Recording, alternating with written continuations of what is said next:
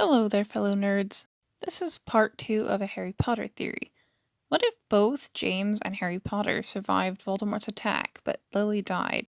And Harry grew up with James, Sirius, and Lupin, knowing Sirius was innocent and Pettigrew was the traitor. There is a link to the previous part in the description. So, Harry goes home for the summer, after saving the Philosopher's Stone, expecting Ron to invite him to stay. But he doesn't hear from Ron or Hermione at first, despite writing to them both several times. Because James, unlike the Dursleys, wouldn't ban him from using Hedwig. This means Harry would realize a lot sooner that somebody is stopping his letters, and he does manage to talk to Ron a bit via Floo powder, with their heads in the fire, because Harry's in a wizard house this time, but not Hermione because she's in a muggle house. You realize in this version of things, Harry probably wouldn't know how to use a phone? For some reason, I find that hilarious. Dobby appears midsummer on Harry's birthday to tell him he can't go back to Hogwarts. Harry's a bit less sympathetic toward Dobby. He's used to the idea of house elves, and he writes Dobby off. Also, we know from the books that the trace doesn't alert the Ministry to who casts a spell, just what the spell was and the time and place. So, in order to get the Ministry's attention, Dobby shoots off a bunch of the same spell not far from the Potter house, trying to make it look like Harry has snuck out in a back alley to practice a spell near some Muggle children, and he does get a warning. After the Dobby incident, Harry goes to spend a few weeks with Ron. They meet Gilderoy Lockhart and Flourish and Blotts. Mr. Malfoy still slips Riddle's diary to Ginny. James says he'll meet them at platform 9 3/4 to say goodbye, but Harry and Ron can't get onto the platform, so they fly off in the Weasleys' car and crash into the Whomping Willow. Ron still breaks his wand and gets his howler. James isn't that angry. Now, when Harry has detention with Lockhart and hears the disembodied voice, I did have an internal debate here about whether Harry would ask James for his opinion on the voice, but honestly, Harry tends to be pretty secretive with adults in general, so I'm going to say he doesn't, not right then. At the Death Day party, he meets Moaning Myrtle, then he hears the voice again. He, Ron, and Hermione discover Mrs. Norris petrified outside of Moaning Myrtle's bathroom. And not long after that, Harry's "Am I supposed to be in Slytherin?" identity crisis begins. He doesn't tell James that the Sorting Hat tried to put him in Slytherin. He associates Slytherin not only with Malfoy and Voldemort, but with the family Sirius tried so hard to distance himself from. However, remembering how helpful James was when they were trying to find out who Nicholas Flamel was, Harry writes and asks James about the chamber. After his first Quidditch match, Harry ends up in the hospital wing and learns that Dobby was behind the blocked platform in the Rogue Bludger. Now, let's stop here and remember that this version of Harry grew up with wizards.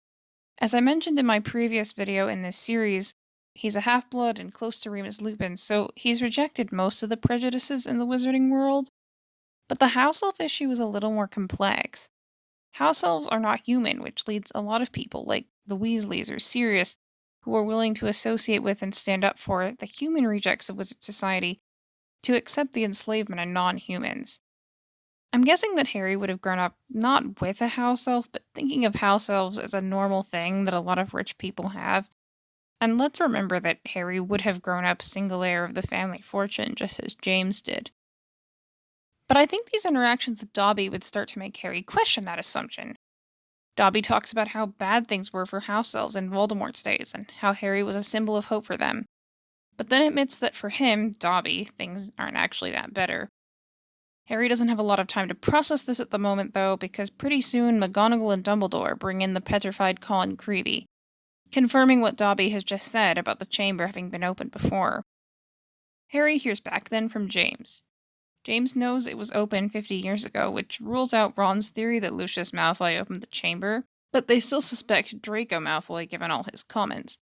They steal a Polyjuice Potion ingredients, go to the dueling club, where Harry stops the snake, and Ron and Hermione pull Harry out and explain that he was speaking Parseltongue. Of course, Harry would know what this is, and its association with dark wizards, which would probably just mean it would horrify him even more. Then Harry overhears a group of Hufflepuffs theorizing that Voldemort tried to kill Harry because he didn't want competition from another dark wizard. Now, Harry asked Dumbledore why Voldemort tried to kill him as a baby at the end of the previous year and got nothing from him or James. I'll point out here that Harry grew up knowing about the Order, assuming that's the only reason he and his parents were targeted. It was after Voldemort's confirmation that he gave Lily a choice that Harry had to wonder if that wasn't the case. But that was last year. At this point in this year, Harry writes to James and asks again, and he admits he's a parcel mouth. He knows it'll get back to James at some point anyway. And James doesn't tell Harry about the prophecy. He agrees with Dumbledore that Harry isn't ready for the pressure. But I think he does tell Harry that it wasn't because Voldemort thought he was a dark wizard, and that as far as he knows, they aren't related to Slytherins. Not any more than the average pureblood family is related to the others anyway. Harry gets pretty frustrated, wondering why Dumbledore and James are so determined not to tell him why Voldemort tried to kill him. And unlike with Dumbledore, Harry's willing to vent some of his frustration to James. But James tells Harry that when there's a threat, it's easy to suspect anyone, and reminds Harry of his own greatest shame, which was his willingness to entertain the possibility that Lupin was the traitor, when in fact he was a loving and loyal friend. But Harry doesn't have a lot of time to apply this perspective before he finds Justin Finch-Fletchley and Nearly Headless Nick, and is sent to Dumbledore. However, nothing changes here, because the Sorting Hat still insists Harry would have done well in Slytherin, and Harry refuses to tell Dumbledore absolutely anything. When the Christmas holidays arrive, Harry can't exactly tell James that he wants to stay because he's going to take an illegally brewed potion that can have horrible effects if you get it wrong, so he goes home. Meanwhile, Ron and Hermione, still at Hogwarts, decide they should question Malfoy as soon as possible. But Hermione gets her cat face, so Ron goes alone. He finds out it's not Malfoy, but he can't see that he's turning back into himself because Harry isn't there to notice. And he doesn't run away until Malfoy asks him why his hair is turning red. Malfoy and Goyle catch up to him as he runs away, and they see Ron back in his own body.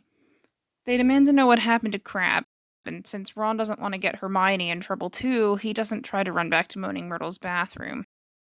So, Malfoy goes to Snape, who takes them both to Dumbledore. Ron says he made the potion because he suspected Malfoy of being the heir of Slytherin. Dumbledore knows perfectly well that neither Harry nor Ron could have brewed Polyjuice Potion on their own, but all he does is impress upon Ron how badly things could have gone, and to Snape's fury, Ron gets off with nothing but a detention. However, there's no concealing the fact that Ron got a hold of Polyjuice Potion, attacked Crabbe, and snuck into the Slytherin common room to spy on Malfoy. And when Hermione ends up in the hospital wing with her cat face, Dumbledore puts two and two together. Honestly, have you ever wondered why on earth Madame Pomfrey doesn't question Hermione more about why she's turned into half a cat? In an attempt to save Ron from the full force of his mother's fury, Hermione admits she brewed the potion with Ron's help. Of course, Mrs. Weasley is still furious and sends another howler.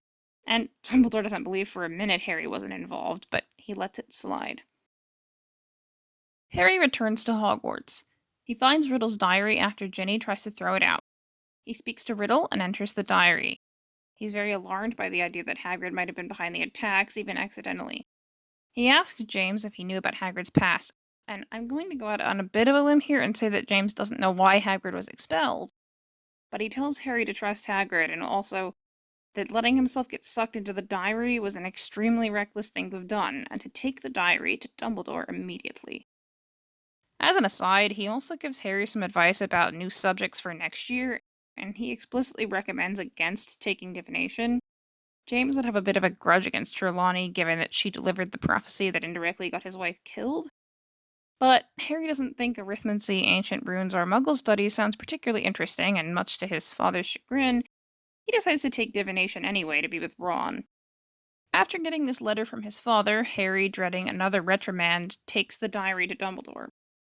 Dumbledore knows exactly who T.M. Riddle was, guesses that this is how the attacks have been happening, and also theorizes that it's a Horcrux, though he doesn't tell anybody that.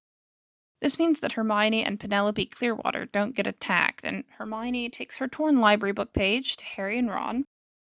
Let's talk about the fact that Hermione is so desperate that she's willing to damage a library book. Anyway, she tells the boys that it must be a basilisk that Harry was hearing in the pipes, and they go to Dumbledore. But there's still nothing to link the attacks to Moaning Myrtle's bathroom, so the story is not over. The characters still don't know it was Ginny who was attacking everyone. In the book, Ginny nearly tells her brothers that she thinks she's behind the attacks, only after Hermione and Penelope Clearwater attacked. She has personal connections to both of them through her siblings and Harry, so she says nothing. She's terrified of being expelled, and she's now seen her mother's wrath descend upon Ron for multiple lesser things this year. And if Dumbledore says the attacks have stopped, she's going to believe him and she's not going to admit it was her. Dumbledore wouldn't trumpet the fact that he suspects the diary is a Horcrux on the off chance the fact that he has the diary gets back to Voldemort. And I'd say if he isn't willing to use Fiendfire in the original story to destroy it, he wouldn't be desperate enough to use it here. Instead, he hides the diary in a secret compartment in his office, like the one behind his portrait where Gryffindor's sword is stored in Deathly Hallows.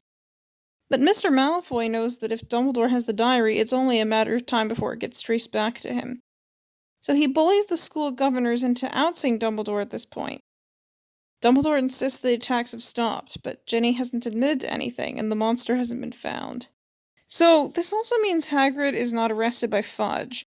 That only happens in the book after the two girls are petrified. After Dumbledore is kicked out, though, Hagrid is willing to talk to Aragog, and Aragog reminds him that Myrtle's body was found in a bathroom. He talks this through with Harry, Ron, and Hermione, along with a number of teachers. But it's the trio who realize Moaning Myrtle might be the person to talk to. They sneak off, but McGonagall catches them, and this time they don't have the excuse of going to visit Hermione in the hospital wing. Much as when they told her about the Philosopher's Stone last year, they finally decide to admit what they're up to. But this time she's wise to them, and she asks Percy and the other prefects to make sure they don't leave Gryffindor Tower.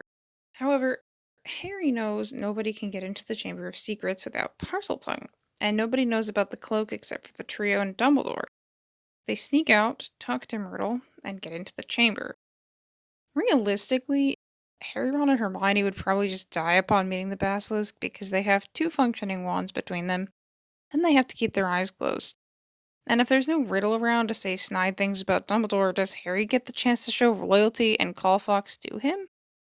Well, we could say this is a dead end, but there's a slim chance that one of them, maybe Ron, whose wand can't do anything helpful, says it's mental for them to have come and that Dumbledore should have been the one to fight the Basilisk, so Fawkes comes, drops the sorting hat, and blinds it. And you know what? I'm gonna say Ron pulls the sword out of the hat. Then Ron gets bitten and collapses. Neither Hermione nor Harry know many useful defensive spells at this point in the series, aside from Expelliarmus, so Harry picks up the sword and manages to kill the snake. But as he does so, he too gets bitten. Harry tells Hermione to get out and find McGonagall, but then Fawkes heals the boys and flies them out. With the monster dead and the trio's various parents very shaken, Dumbledore is able to point out to the school governors that the threat is truly past, but they don't admit yet that they were threatened. In the book, they admitted after hearing that Ginny was killed, so Harry doesn't get the speech about choices and abilities, and Dobby isn't freed. But the views about house elves that Harry was raised with have begun to crack, and he's ready to free Dobby the next time he gets a chance. The Sword of Gryffindor is kept in Dumbledore's office to await his return, because McGonagall, Hagrid, and just about everybody else know Dumbledore is going to return one day soon. Gryffindor wins the House and Quidditch Cup because the final match isn't cancelled, and when the mandrakes mature, the petrified people are awoken, and Harry, Ron, and Hermione return home for the summer. So that's all for What If James Survived the Chamber of Secrets. Come back soon for What If James Survived the Prisoner of Azkaban. And oh boy, who knows what the plot of that one is going to shake out to be.